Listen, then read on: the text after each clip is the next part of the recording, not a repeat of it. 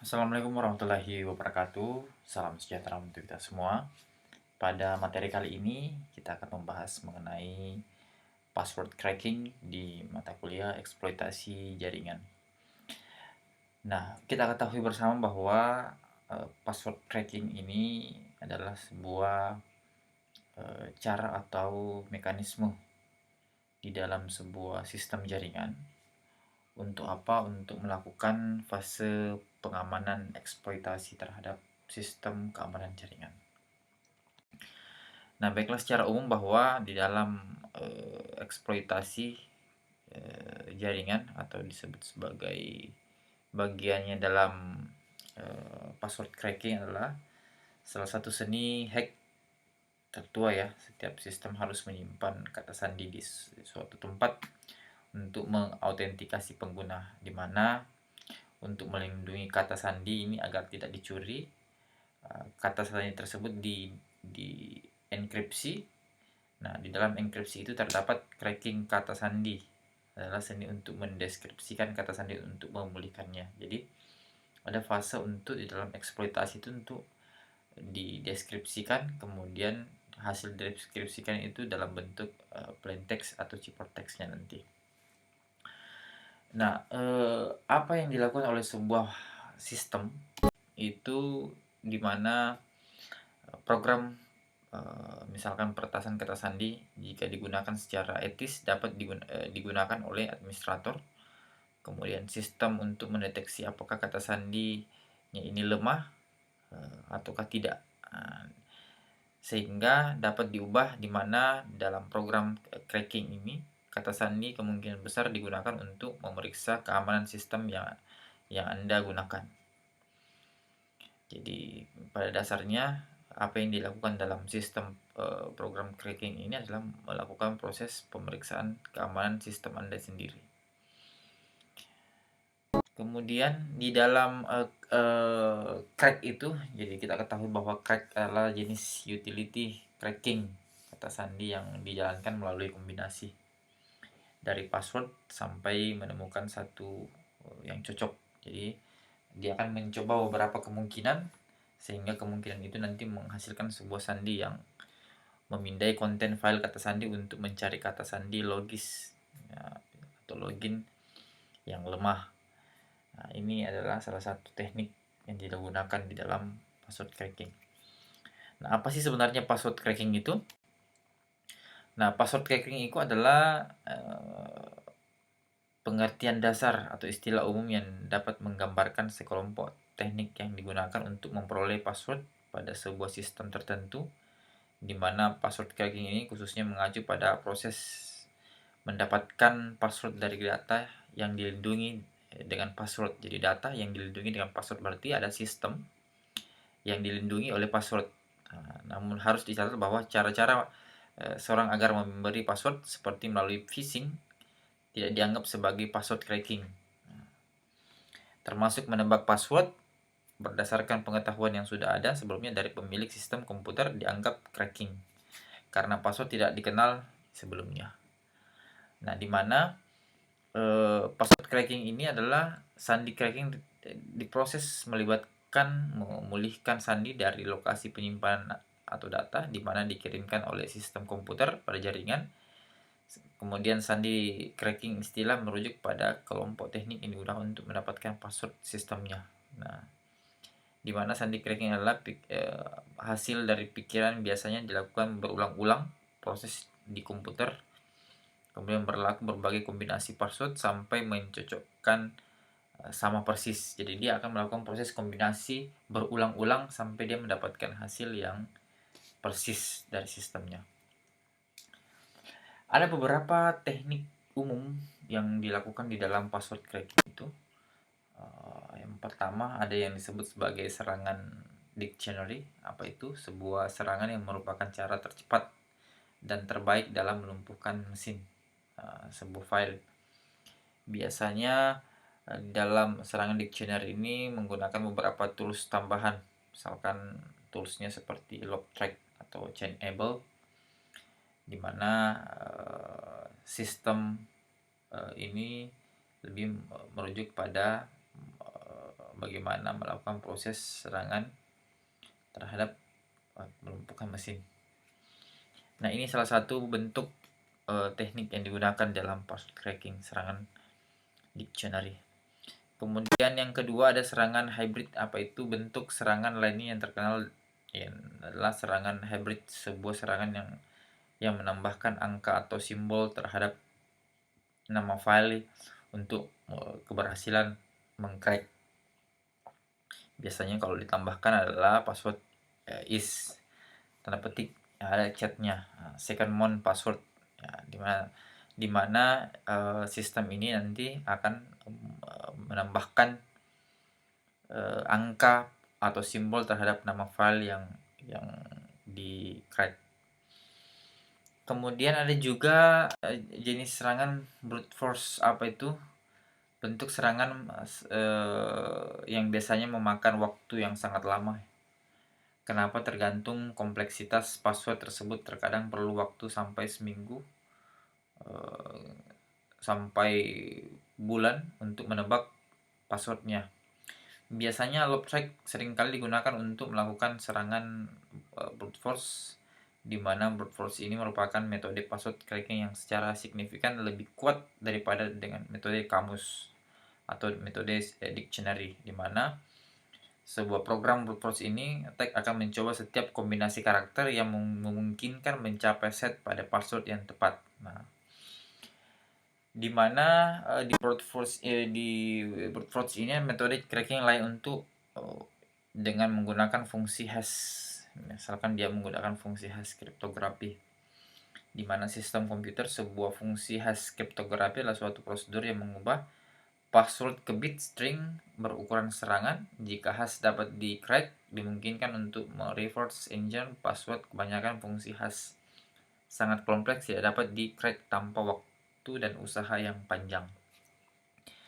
Nah, biasanya juga di dalam jenis ini kita juga beberapa mengetahui nanti tools-toolsnya yang berkaitan tentang password cracking. Nah ini ada beberapa fitur-fiturnya digunakan untuk cracking web. Kabel setara privasi memiliki kemampuan untuk merekam percakapan, baik itu over IP, kemudian digunakan sebagai jaringan password sniffer. Nah, untuk situs downloadnya bisa Anda download nanti di sini. Nah, ini untuk tampilan umumnya. Kemudian yang kedua ada tools John the Ripper. Nah, kebetulan John the Ripper ini nanti kita gunakan untuk praktikum pembelajaran kita hari ini. Jadi ada dua, ada Chainable dengan John the Ripper. Nah, John the Ripper ini adalah multi gratis atau sandi lintas platform.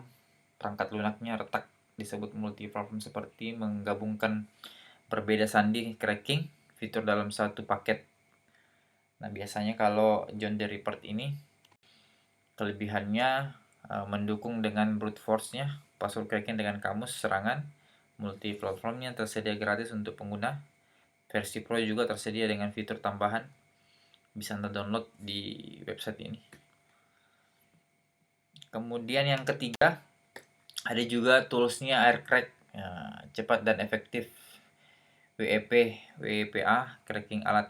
Nah, untuk kelebihannya adalah ini mendukung brute force kamusnya. Ini untuk tools ketiga. Kemudian kalau tools keempatnya adalah THC Hydra, beberapa layanan pendukung jaringan autentikasi cracker. Nah, kemudian ini untuk hasil daripada tampilannya ya, kalau tools Hydra. Kemudian ada juga tools berikutnya adalah Rainbow Crack. Ini adalah merupakan inovasi baru dalam password hack cracker.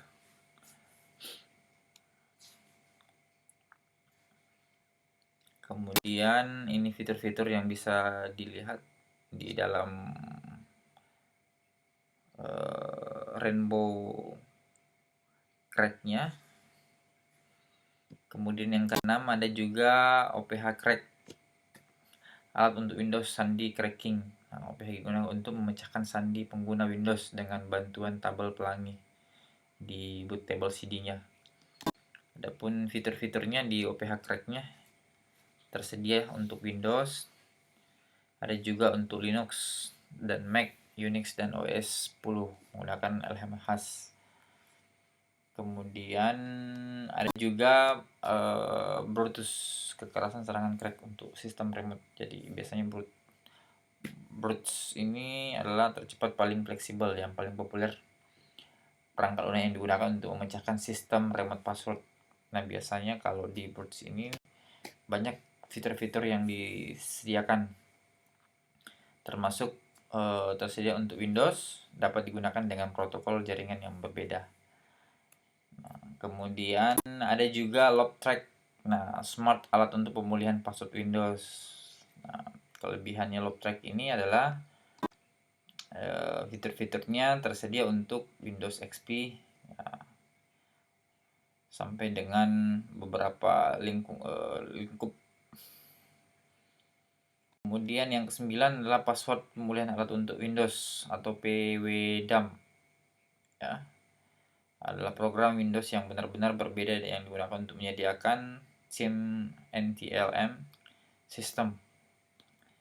Adapun fitur-fiturnya bisa dilihat ya. Ini fitur-fiturnya, nanti juga aplikasi yang bisa Anda download untuk dijadikan pembelajaran. Nah, silakan Anda akses. Kemudian yang terakhir adalah Medusa Speed Jaringan Sandi Crack Tool. Nah, Medusa ini adalah sistem remote sandi cracking tool seperti THC Hydro, tetapi stabilitasnya dan cepat login kemampuan lebih suka pada Hydra. Nah, adapun tools-tools yang bisa diakses di dalam Medusa ini sebagai berikut. Nah, ini tampilannya. Nah, itulah kurang lebih 10 tools yang bisa digunakan sebagai pembelajaran untuk di materi password cracking. Nah, untuk selanjutnya kita masuk ke praktikum dasar kita atau contoh praktikum. Nah, kebetulan kita menggunakan tools chain enable. Nah, apa yang perlu dipersiapkan adalah beberapa aplikasi-aplikasi standar yang digunakan. Nah, salah satunya aplikasi tools chain enable. Nah, ini adalah tools, salah satu alat cracking untuk password cracking, di mana pemulihan passwordnya ini di Windows. Jadi kita menggunakan Windows 7 untuk melakukan praktikum tools Chainable. Nah, adapun untuk Windows 8 nanti akan saya sematkan di modul praktikumnya di Google Classroom. Kemudian, nah ini untuk simulasi password cracking pada Windows 7 ya. Kita akan mulai menjalankan di dalam sistem operasi Windows 7. Ini tampilan awalnya kalau tools Scanable. Kemudian tampilan memulai proses crackingnya. Nah, kita perlu perhatikan bahwa kita dapat melihat halaman add nth hash formnya dengan membuka tab crackernya, dengan mengaktifkan tombol tambah ya. Nah, setelah itu pilih next. Nah, setelah itu tampil list user yang ada pada komputer. Nah, terdapat list dari user ini pada komputer lengkap dengan nama usernya, jumlah karakter passwordnya, dan apakah user tersebut dilengkapi dengan password atau tidak. Jika sejauh user dilengkapi dengan password, maka kolom NT passwordnya statusnya akan kosong. Jika passwordnya memiliki jumlah di bawah 8 karakter, maka pada kolom NT hashnya akan berisi. Nah, ini untuk tampilan list yang ada di komputer. Kemudian adapun tampilan untuk membuka brute force-nya, attack-nya, nah itu silakan dilakukan percobaan. Kemudian kalau tampilan brute force attack-nya juga ya, merupakan tampilan halaman brute force attack-nya. Di kolom share set-nya dapat kita ganti sesuai dengan karakter apa yang mungkin digunakan pada password yang ingin dihack. Misalkan semakin panjang list yang tersedia, maka proses hack brute force-nya akan lebih lama. Dalam hal ini untuk pilih pertama kemudian start.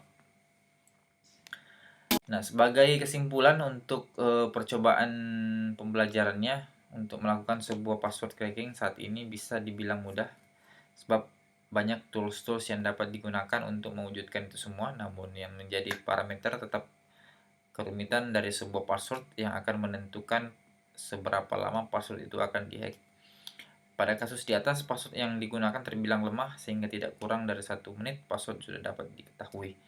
Nah, sebagai kesimpulan bahwa pembelajaran ini untuk mendeteksi sejauh mana tingkat kelemahan password itu. Apabila password itu mudah ditebak ataukah password itu sangat rentan terhadap serangan, maka kita perlu uji nanti dengan menggunakan tools-tools sehingga kita bisa meminimalisir terjadinya hal-hal yang tidak kita inginkan dalam sistem kita, khususnya dalam penanganan password.